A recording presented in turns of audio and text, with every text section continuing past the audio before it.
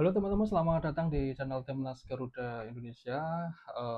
Di mana hari ini kita akan sedikit membahas tentang Marcelino Ferdinand ya, yang tidak masuk skuad Timnas Indonesia, baik dari Timnas U23 maupun Timnas Senior ya. Jadi di sini ada hal menarik ya yang membuat kita itu kebingungan ya. Jadi apa sih penyebabnya Marcelino ini kok kenapa nggak dipanggil untuk Timnas?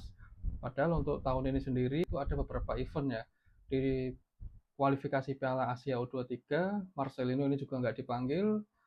Timnas senior untuk persiapan kualifikasi round 4 di Arab Saudi, Marcelino pun juga nggak dipanggil.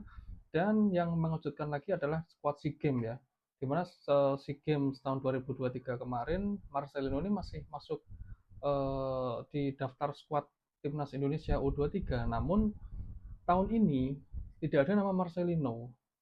Nah, saya baca beberapa berita, ada seseorang yang mengatakan bahwa Marcelino itu sedang mengalami cedera ya. Entah cederanya kapan, eh, yang pasti saya sendiri masih belum tahu ya. Tapi saya cek barusan di Instagramnya Marcelino, Marcelino ini update ya di Instastory, sedang melakukan latihan mandiri. Ada yang menginformasikan bahwa Marcelino ini masih ada di Jakarta ya, karena belum bergabung dengan skuad AS Trensin ya. Ada beberapa administrasi yang katanya masih belum selesai. Masih tanda tanya kenapa Marcelino nggak dipanggil ya. Artinya ini kan belum ada informasi resmi. Apakah Marcelino ini benar-benar cedera atau mungkin Marcelino ini tidak masuk skema dalam taktikal pelatih. Bisa jadi seperti itu ya. Yang menarik ini adalah ini kan sudah mendekati pertandingan ya antara Arab Saudi versus Indonesia ya.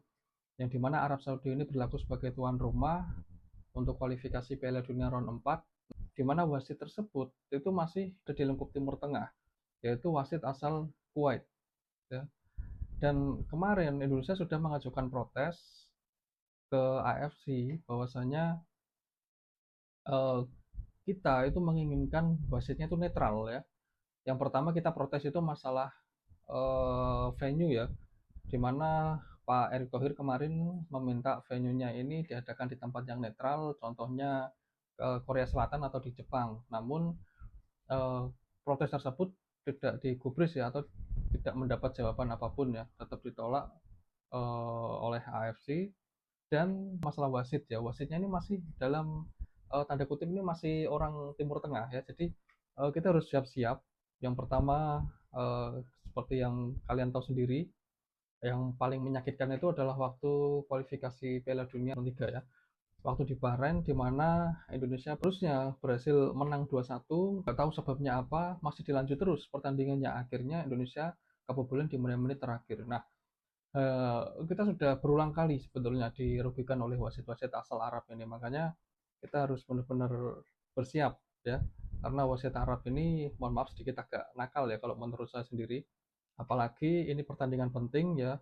Artinya timnas Indonesia tidak boleh terfokus atau terpancing ya, karena tim-tim dari Timur Tengah itu rawan sekali memancing tim lawan ya. Contoh seperti mereka itu akan mengulur-ngulur waktu ya, dan ada drama-drama ya seperti yang kalian tahu sendiri.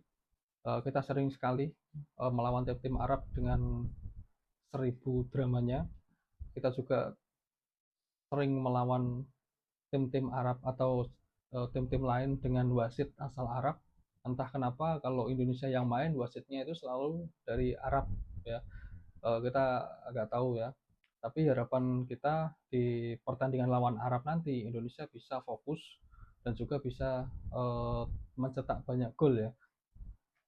Karena di dua pertemuan terakhir, yang pertama waktu kita di round 3 itu bertandang ke Arab, kita berhasil menahan imbang Arab 1-1 ya, waktu dilatih oleh Roberto Mancini. Lalu yang kedua, saat Arab bertandang ke Indonesia, kita berhasil menang 2-0 ya, lewat dari 2 gol Marcelino ya. Oke, harapan kita ya kita bisa berbicara banyak ya di round 4 ini, karena seperti yang kita tahu, mayoritas pemain kita ini sudah di level yang sangat mewah ya kalau menurut saya, karena market value-nya juga tertinggi di level ASEAN ya. Artinya di level Asia pun kita juga masih diperhitungkan dari segi market value ya. Artinya kedalaman squad kita ini sebetulnya sudah bagus ya, karena banyak pemain kita yang mayoritas bermain juga di Eropa ya. Dari Liga Indonesia itu hanya beberapa, namun eh, untuk strategi dan juga prediksi line up nanti kita akan bahas di video selanjutnya. Oke, sekian dulu video yang saya sampaikan kali ini.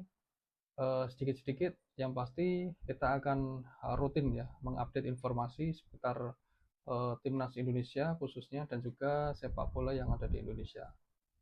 Oke, terima kasih. Jangan lupa subscribe. Next kita akan bikin video yang lebih panjang lagi. Silakan kalau ada komentar atau masukan apapun kalian bisa sampaikan di kolom komentar. Jangan lupa follow Instagram kami dan ikuti terus perkembangan dari timnas Indonesia. Kita akan kawal sampai benar-benar lolos Piala Dunia. Terima kasih kalian sudah menonton dan bravo sepak bola Indonesia.